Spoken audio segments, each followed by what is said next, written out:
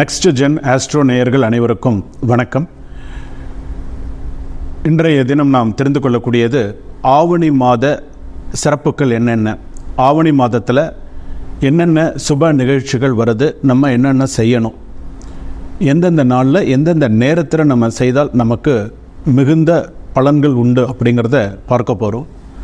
அடுத்ததாக ஆவணி மாதம் 12 ராசி பலன்கள், மேஷ ராசி முதல் மீனராசி வரையில் இந்த ஆவணி மாதத்தில் அவங்களுக்கு எப்படி இருக்கும், என்னென்ன செய்யணும் என்னென்ன செய்யக்கூடாது அப்படிங்கிறது நம்ம விரிவாக பார்க்கலாம். அவங்களுக்கு எத்தனை சதவிகிதம் சரியாக இருக்குது, என்னென்ன தெய்வ வழிபாடு அவங்க பண்ணணும் அப்படிங்கிறத நம்ம விரிவாக பார்க்கலாம்.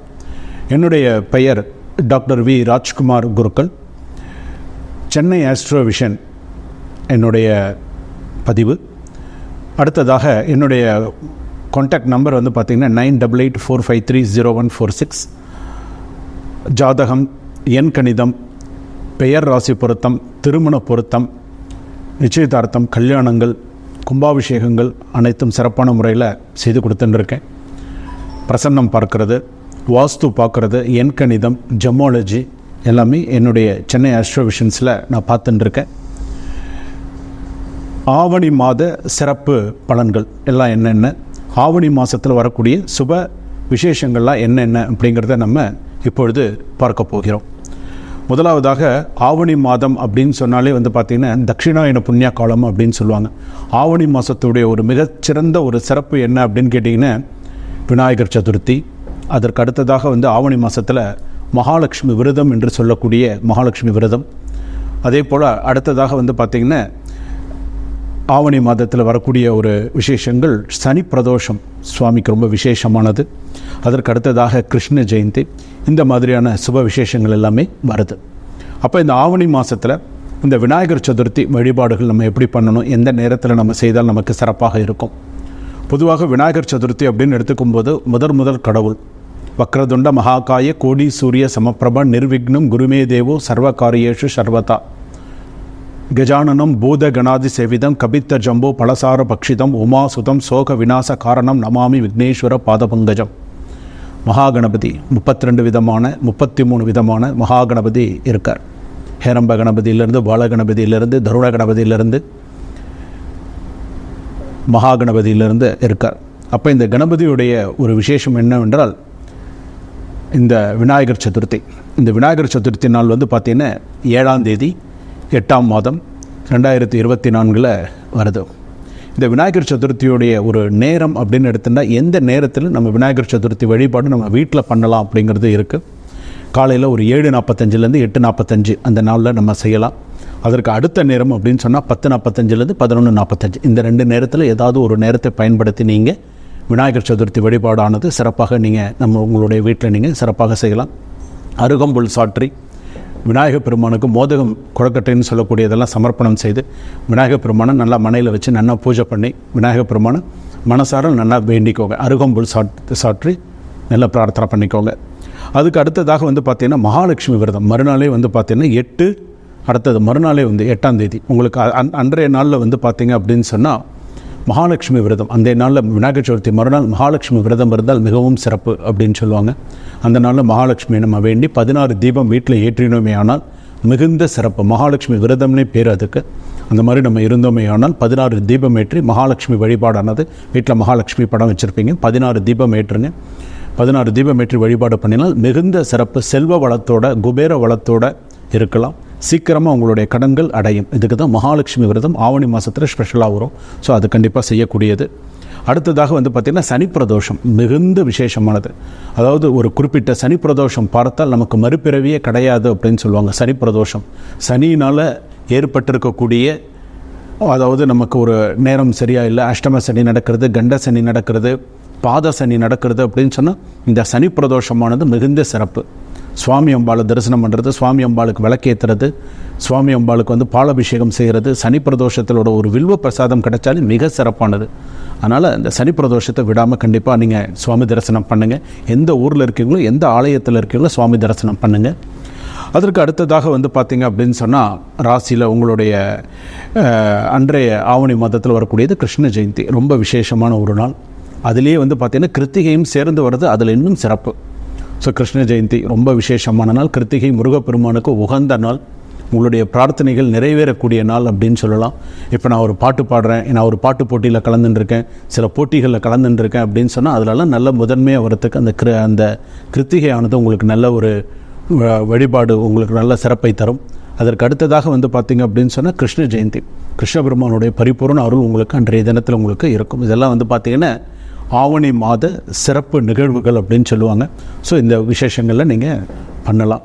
அடுத்ததாக 12 ராசி பலன்களை நம்ம பார்க்க போகிறோம். மேஷ ராசியிலிருந்து ரிஷப ராசி, மிதுன ராசியிலிருந்து ஒவ்வொரு ராசியாக பலன்கள் எப்படி இருக்கும், எப்படி அவங்களுடைய குணாதிசயங்கள், அவங்களுடைய செயல்பாடுகள் எப்படி இருக்க வேண்டும், என்ன செய்யணும், பொது பலன்கள் தான் இதெல்லாமே. இப்போ நான் சொல்கிறது, இப்போ மேஷ ராசி ஆவணி மாதம் சொன்னால் இது பொது பலன்கள். உங்களுடைய ஜாதகத்திற்கு அது மாறுபடும். நீங்கள் உங்களுடைய ராசி பலன்கள் சில பேருக்கு அது சரியாகவே இருந்துடும். இப்போ நான் சொல்கிற சில பேருக்கு 110% கரெக்டாக இருந்துடும், சில பேருக்கு சில மாறுதல் இருக்கும் பிறந்த ஜாதகப்படி. ஸோ அந்த மாறுதல் கோச்சார ரீதியாக அந்த மாறுதல் அப்படிங்கிறது இருக்கும். ஸோ அதனால் நீங்கள் என்ன பண்ணணும்னா, நீங்கள் உங்களுடைய பிறந்த ஜாதகத்தை வச்சு நீங்கள் பார்த்து, பிறந்த ஜாதகப்படி உங்களோட ஜாதகத்தை நீங்கள் எனக்கு வாட்ஸ்அப்பில் அனுப்பி கொடுத்தீங்கன்னா உங்களுக்கு பார்த்து சொல்ல முடியும். ஸோ இப்போ உங்களுக்கு இந்த டைம் இந்த மாதிரி இருக்குது சிறிய கட்டணத்தோடு.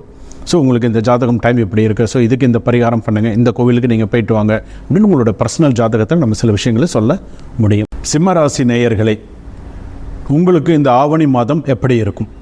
மக நட்சத்திரம், பூர நட்சத்திரம், உத்தர நட்சத்திரம் 1ஆம் பாதம் வரையில் சிம்மராசி. பொதுவாகவே சிம்மராசியுடைய ஒரு குணாதிசயம் என்ன அப்படின்னு, கோவப்படுவாங்க, ரொம்ப கோவப்படுவாங்க. கோபம் இருக்கிற இடத்துல தான் குணம் இருக்கும் அப்படின்னு சொல்லுவாங்க. கோபம் வரும், இல்லைன்னு சொல்ல முடியாது. தொட்ட முன்னோருக்கும் கோபம் வரதான் வரும், ஆனால் நல்ல குணமும் இருக்குது. சில பேர் இந்த கோபத்தை எப்படி எடுத்துப்பாங்க அப்படின்னு சொன்னால், அவங்ககிட்ட போகாத, அவன் எப்போ பார்த்தாலும் கோவப்பட்டுட்டு ஏதாவது சொல்லிக்கிட்டே தான் இருப்பான், அவங்ககிட்ட போகாத, ஏன் அவங்ககிட்ட தேவையில்லாமல் போய் பேச்சு வாங்கின்னு இருக்க அப்படின்னு சொல்லுவாங்க. ஆனால் அவங்க படுற கோபம் என்னமோ நியாயமான கோபமாக தான் இருக்கும். ஆனால் அது அவங்களுடைய குணாதிசயம் அந்த மாதிரி. சில நேரத்தில் அவங்க பொறுமையும் கையாளுவாங்க, சில நேரத்தில் அந்த கோபம்ங்கிறது கொஞ்சம் அதிகமாகவே இருக்கும். ரெண்டாவது பார்த்தீங்கன்னா புகழ் ரொம்ப விரும்புவாங்க. புகழ் ரொம்ப, அதாவது சிம்மராசிக்காரங்களை புகழ்ந்து பேசிட்டிங்கன்னா ரொம்ப மயங்கிடுவாங்க. ரொம்ப புகழ்ந்து பேசிட்டோன்னு வச்சோம்னா, அந்த மாதிரி உண்டா அப்படின்னு வச்சோம்னா அவங்க கையில் இருக்கிறத கொடுத்துட்டு போயிடுவாங்க. அந்த மாதிரி சிம்மராசி அப்படிங்கிறது. ஏன்னா புகழுக்கு ரொம்ப இதாக இருக்கக்கூடியவர்கள். ஸோ அவங்களுக்கு பார்த்திங்கன்னா இந்த ஆவணி மாதம் எப்படி இருக்கும், ஆவணி மாதத்தில் இருக்கக்கூடிய இந்த சிம்மராசிக்காரர்களுக்கு என்னென்ன செய்யணும் செய்யக்கூடாது, ஸோ அவங்க கவனமாக நிஜமாக இருக்க வேண்டிய விஷயங்கள் இது. ஏன்னா இந்த கோச்சார ரீதியாக எந்தெந்த கிரகங்கள் எந்தெந்த இடத்துல இருந்தால் இந்த சிம்ம ராசிக்கு இந்த பலன்கள் இருக்குது அப்படிங்கிறதுக்காக தான் இது பலன்கள் சொல்கிறது.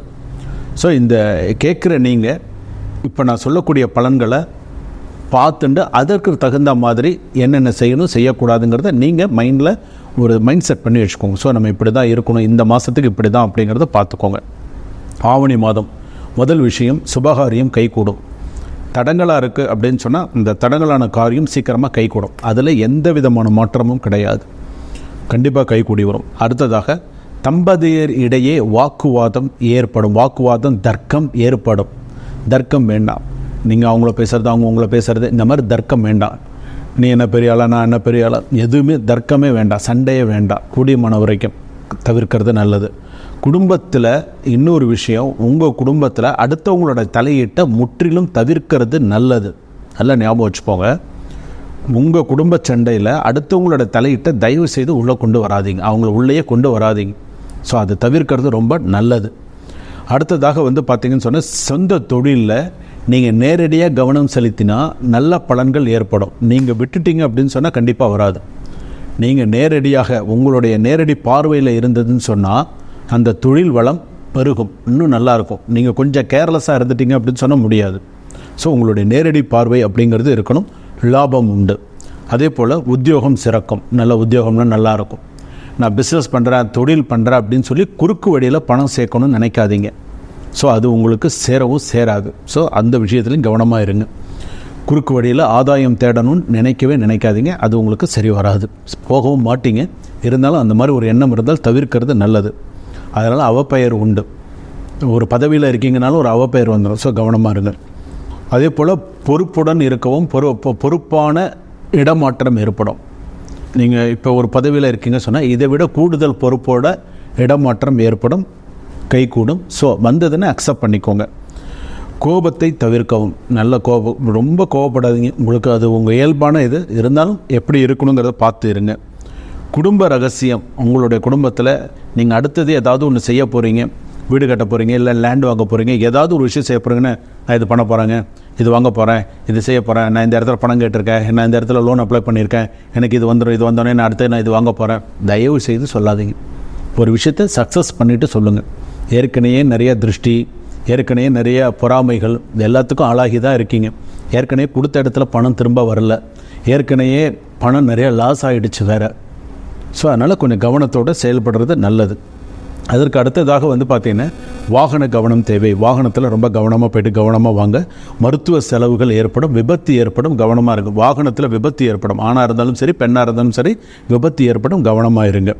அதே போல் பார்த்திங்கன்னா நரம்பு சம்பந்தமான நோய்கள் இருக்கும். ஸோ கொஞ்சம் அதுலேயும் கவனமாக இருங்க. நீங்கள் செய்ய வேண்டிய பரிகாரம் திருக்கொள்ளிக்காடு. டைம் கிடைக்கும்போது இந்த 2 கோயிலுக்கு போயிட்டு வாங்க. திருக்கொள்ளிக்காடு, திருவாரூரில் இருக்கக்கூடிய அக்னிபுரீஸ்வரர் பொங்கு சனி சுவாமி தரிசனம் பண்ணிட்டு வாங்க. அடுத்ததாக திருவக்கரை வக்கரகாளி அம்மன் தரிசனம் பண்ணிட்டு வாங்க. சிறப்பாக இருக்கும். 77% கண்டிப்பாக நன்னா இருக்கும். அதாவது சிம்ம ராசி பொறுத்தளவுக்கு கொஞ்சம் ஏற்றமாக தான் இருக்கும், கவலைப்பட வேண்டாம். ஒரு சில விஷயங்கள் இந்த ஆவணி மாதத்தில் நல்ல ஏற்றம்ங்கிறது கண்டிப்பாக இருக்கும். ஸோ இந்த வழிபாடுகள்லாம் பண்ணுங்கள். இஷ்ட தேவதை வழிபாடு நிறையா பண்ணுங்கள். எல்லாம் பண்ணினீங்க அப்படின்னு சொன்னால் ரொம்ப சிறப்பாக இருக்கும். சரிங்களா? சுபம்.